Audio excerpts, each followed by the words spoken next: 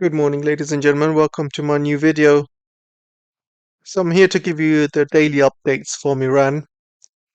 So I'm going to be starting with some bad news. It looks like Americans and the Israelis, most likely Israelis to be honest, have targeted Iran's refineries, oil refineries.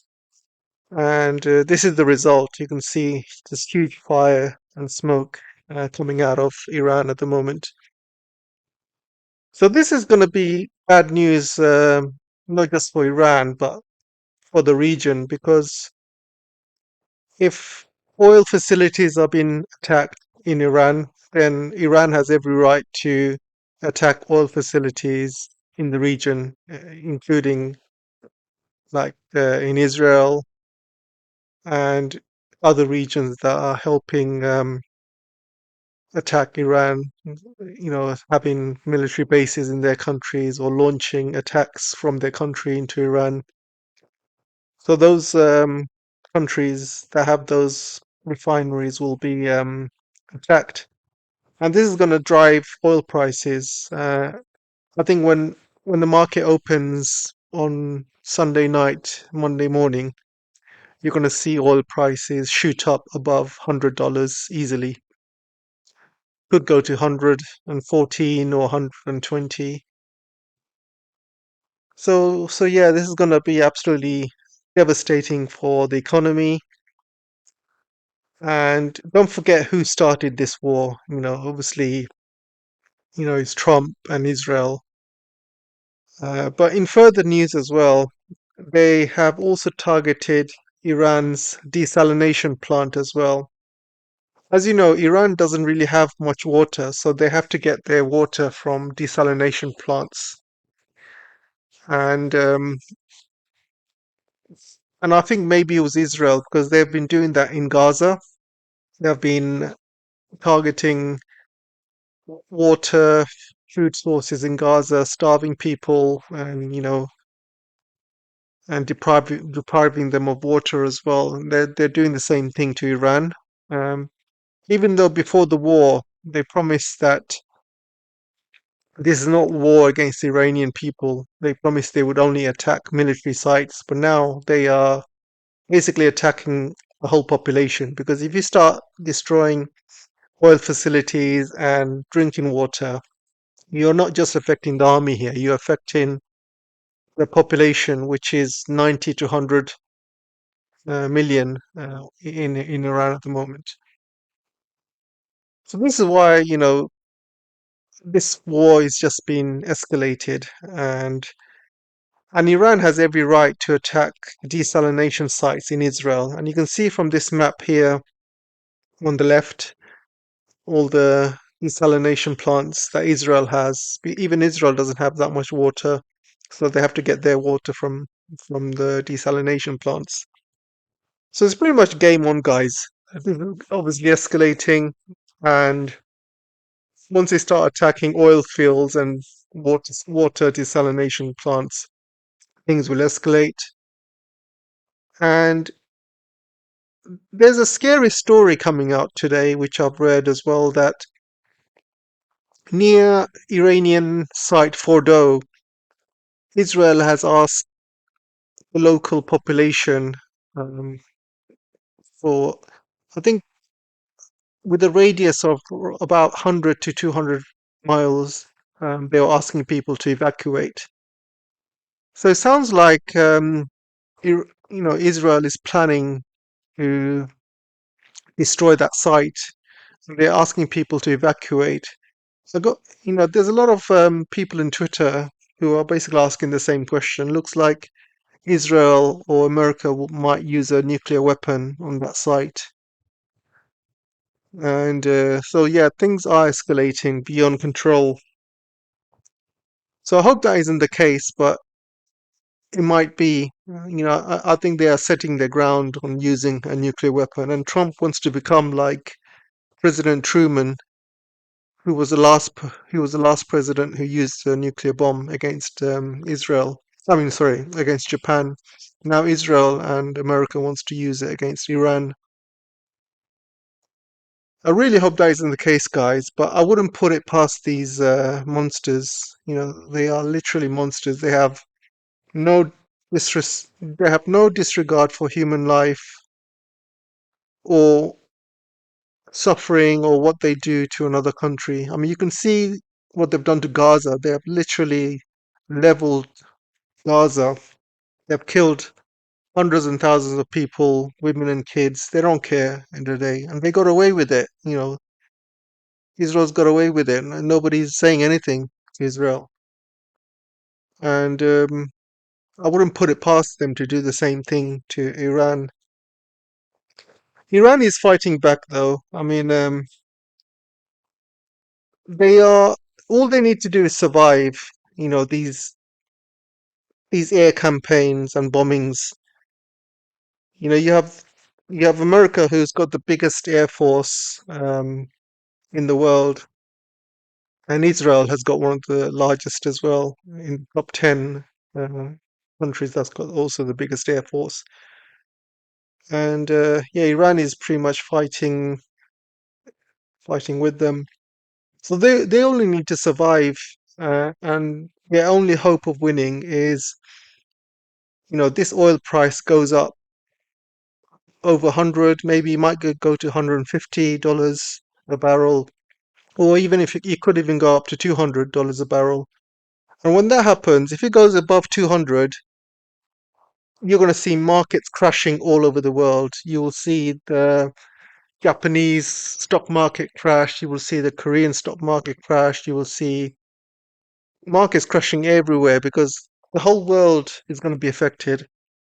And then when the American stock market starts crashing, because when all the markets start crashing, American market will start crashing as well. Because what's going to happen is, in all these countries that have got assets in America, they've got money in America, they have, you know, bonds and other assets that they've bought in America. They're going to start selling to save their own currency.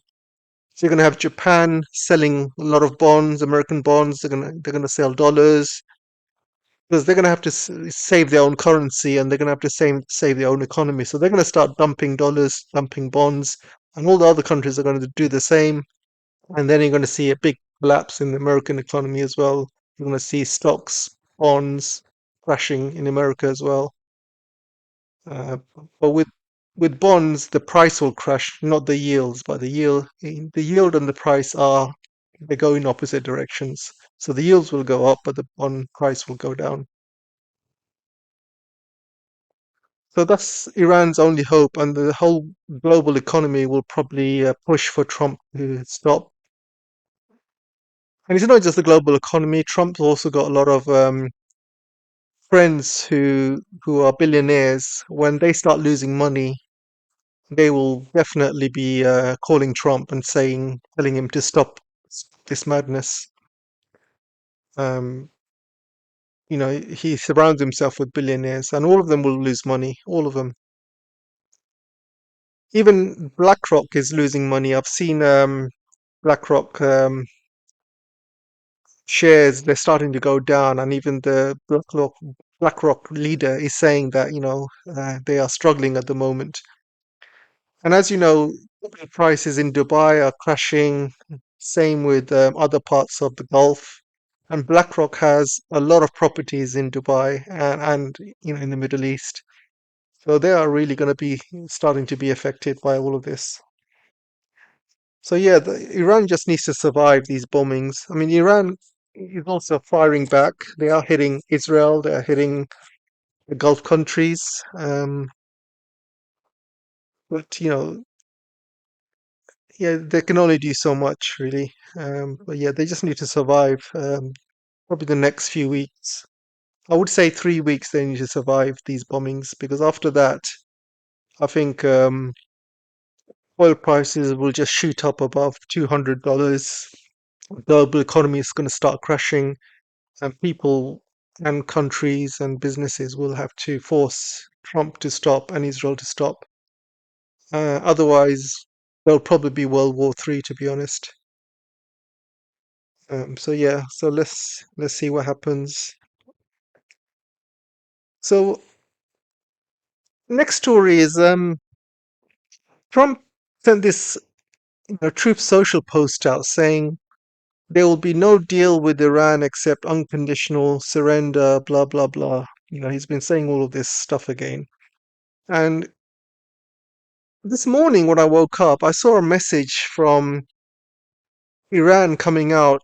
That guy I've been talking about, Pezeshkian, that useless Iranian leader who I don't really rate that much. I think he's definitely an asset to the Americans, a mole. So he came out today and he said something along the lines of, "We will not attack Gulf countries that attack us back." And I think there was some sort of translation problem. So the West thought he said he will not attack Gulf countries anymore. I think that's what the West thought that he said. And he also apologized, and I'm not sure who he was apologizing to or which country, or whether it was Azerbaijan or Turkey or the Gulf countries. I'm not entirely sure, but he did. There was a small apology in his statement, and Trump completely mistook the statement, and he thought that Iran has surrendered. They're apologizing to the Gulf countries. Um, they're basically sorry to attacking Gulf countries, and they're not going to attack the Gulf countries. So all over social media and all over the Western papers, you can see they took it completely out of perspective. They basically thought that he said Iran to suspend strikes on neighbors unless they attack. So they completely took that as Iran's not going to attack the Gulf countries anymore and stuff like that. But Trump came back with this, which is a completely unhinged article, or truth social media post, completely unhinged, almost like a narcissist, sending nasty text messages to their partner. You know, it's just really, really narcissistic behavior, by the way. And the things he said, he says Iran, which is being beat to hell, has apologized and surrendered to the Middle East. Well, they didn't apologize, they didn't surrender, and he's calling them the loser of the Middle East. And then in an interview later on, they asked him they asked him, why did you blow up a girls' school and kill school children? And his reply was, because Iran is evil, they chop babies' heads off, they cut women in half. That was his reply, guys. And he's completely unhinged, guys. He's completely lost it because Iran has never done that. There's no newspaper articles, no media is saying that Iran has been chopping babies' heads off or cutting women in half. Nobody's done that in Iran. You know, he keeps changing his story about why he wants to attack Iran. He keeps changing his story. One minute you know, one minute it's an evil regime. Next minute he wants the oil. Next minute he wants this. Next minute he wants no nuclear program. Next minute he wants no ballistic program. He keeps changing his story, and now he's saying Iran chops babies' heads off and cuts women in half. I mean, show me one Western paper has said that about Iran. None. It's only Trump that's saying that. He's completely deranged, unfortunately. Completely deranged. He's completely lost his marbles. And and this proof social post that he sent, it looks like he's panicking as well. This is not somebody with a mental state who is calm and collected, or a good leader. A good leader does not send panic emails like this. This is completely a panic email. This is something who is not. This is from someone who's not in charge of their emotions, and even it's written by. If even 5-year-olds would write better posts. I mean, it's got spelling mistakes, it's got grammar mistakes, it's got he puts capitals in there. It's just it's almost like he doesn't know how to write and read English. It's really really for a president, it's really bad. What does that tell you? If you're a president, you shouldn't be writing stuff on social media. Yeah, if you need to write stuff on social media, let someone else write it, but in a more dignified way, not like this. So so the other problem is, you know, Iran did give Trump an off ramp. If America actually thought that, Pezeshkian said that, Iran is not going to attack these Gulf countries if they don't attack us. Trump had Trump had a really good chance to use that as an off ramp. He could have basically used that to de-escalate. He could have said, "Yeah, this is we're moving in the right direction. Iran wants to negotiate. They said they don't want to attack Gulf countries anymore. So maybe what we should do is pull back from the Gulf countries and protect them, move our bases away from the Gulf countries so they don't get attacked. And maybe we can start talking and having some sort of deal." This was a really good chance for Trump to have an off ramp. But after he sent this social media post, he's destroyed any chance of an off ramp or any chance of talks, basically. So yeah, it just escalated after that, and then there was more attacks on the Gulf countries during the day, and then Israel and America started attacking the oil facilities in the night in Iran, and now I think Iran's going to fire back to oil facilities around Israel and also around the Gulf as well, and also probably the water facilities as well. So it's going to escalate, and I think it could escalate into a nuclear exchange. I think Israel will probably fire a nuke, or America would, towards Iran. However, I do believe this is my opinion, guys. Obviously, I'm not 100% sure, but I do believe that Iran probably has a nuclear weapon which they're keeping secret. Because think about it, guys. You know, before the 12-day war, Israel thought that Iran was weak. They thought, Iran's been under heavy sanctions for, 20, 30, 40 years, 50 years even. And they thought Iran was poor, a bunch of, desert people with slippers. They thought it was going to be like another Afghanistan. And that's why Israel attacked Iran. And Iran completely surprised Israel with their hypersonic missiles and, long-range missiles. And absolutely, they destroyed Tel Aviv. And, Israel had to beg America to come and help them. The point I'm trying to make is Israel and America at the time, they didn't think that Iran had, basically hypersonic missiles that could hit Israel. If they did, they wouldn't have attacked, Iran at the time in the 12-day war last year. So Iran completely surprised Israel and America. And I think they have another surprise. I think they have a nuclear weapon or two, um, which are kept secret. And maybe, maybe even after Grand Ayatollah Khomeini's death, I think the IRGC or the Iranian scientists have been probably building a nuclear weapon, and they've got enough material to build it, right? We know Iranians have the skills to do it. They have their own nuclear facilities. They've been working on it for decades, for 20 years now. I'm sure they know how to build a nuke. They probably haven't done it because of the fatwa. But now that Ayatollah Khomeini has passed, I think they have probably built it by now. That's my guess, guys. I'm not, there's obviously I don't have any proof or anything like that. And and I think if they use nukes on Iran, I think Iran will probably fire a nuke back at Israel. Um, that's what I probably think. And I think once even if Israel starts using nukes on Iran, things will change around the world. You're going to see the world change really big time. And I don't know how that nuke will affect the world, because it could start a nuclear exchange in the world.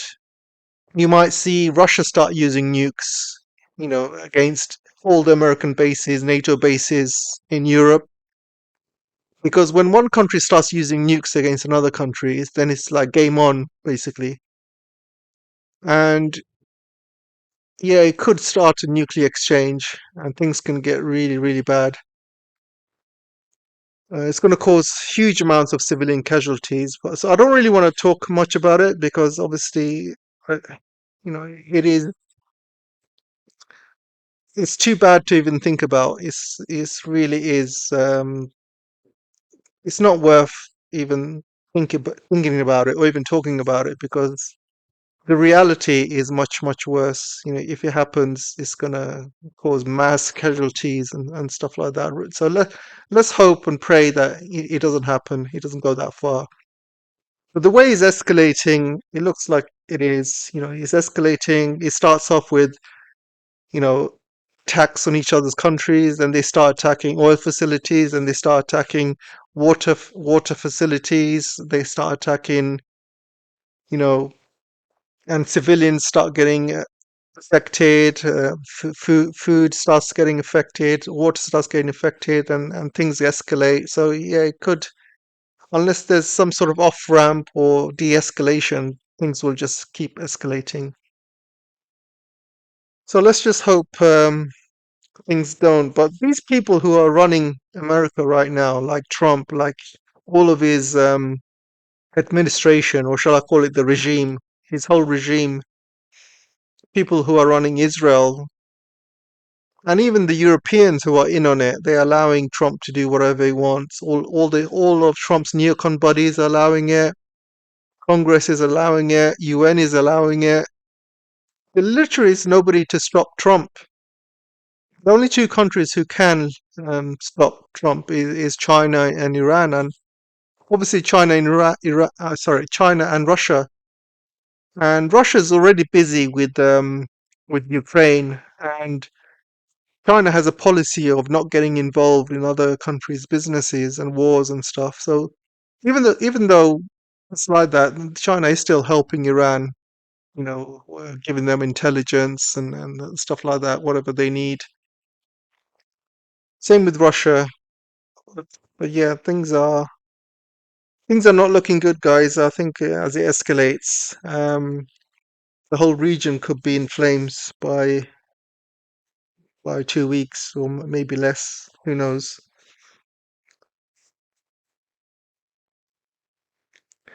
So Lavrov had an interview today, and he said he was basically slamming the Gulf puppets.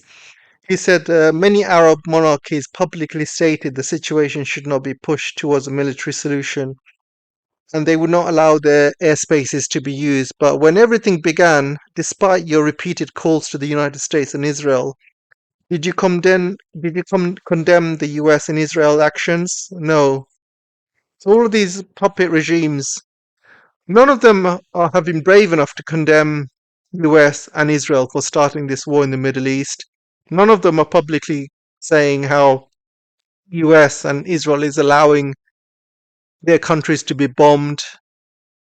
So basically, these all puppets, they're all just in on it, really, and a bunch of weak puppets. And I think Lavrov is one of those one of those foreign ministers who says it as it is. And he's only one of the few in the world that will say it as it is, and he's absolutely right. These monarchs, absolute disgrace, all of them, all these leaders: Saudi Arabia, Jordan, Bahrain, Qatar, and even now the Syrian guy, that Al Jalani guy. He's a disgrace as well. They all are around the region, guys. All of them.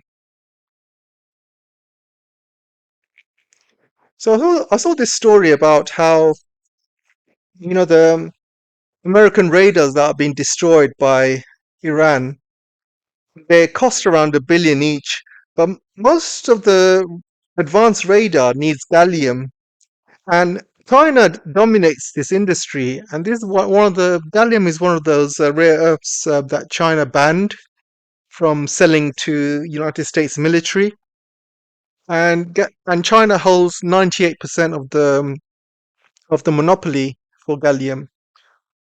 So, so the issue is, American issue is, they won't be able to rebuild these radars anytime soon unless they get a huge amount of gallium from somewhere. And China's not going to sell it because I think they need around 77 kilograms or something. I heard. I think that was a figure. It could be more, could be less. Don't quote me. But huge, you need huge amounts of gallium, and that's something America doesn't have. A lot of these arms companies are sanctioned by China because a lot of these arms companies have been selling weapons to Taiwan, and because of that, China's been sanctioning them. And when you're sanctioned, you cannot buy anything from China. No rare earths, nothing, no gallium. So these companies have to buy it on the black market, and they have to. What they do is they open up these companies, civilian companies, and they buy gallium in smaller packets, and they buy it as dual, basically dual use um, for civilian use, and then they turn it into military use. And they have all these small companies that send orders to China at the same time, and they get all these small orders from China, and then they basically collect it and put it together, and it goes into military use. So, so they're using like different tactics to get it from China, basically. China is clamping down on it, though. I think China does realize these companies are doing that. Sometimes they get European companies to buy it, then they buy it from Europe. Sometimes they get India to buy it, and they buy it from India, things like that. But China is realizing they're doing that, so they are clamping down. But yeah, the point is, you need a huge amounts of gallium, and it's not something that's readily available for America. Even if they buy it, it's extremely expensive compared to a year ago. So these radars, which used to cost 1 billion to build, could be even more now. Could be 2 billion or maybe 3 or 4 billion, because the price of gallium has gone up by 400% in a year. Um, so um, so yeah, good luck basically if for America to replace all of these radars that's been destroyed. So that's all I have time for today, guys. Let me know what you guys think, and I'll see you in the next video. Take care for now.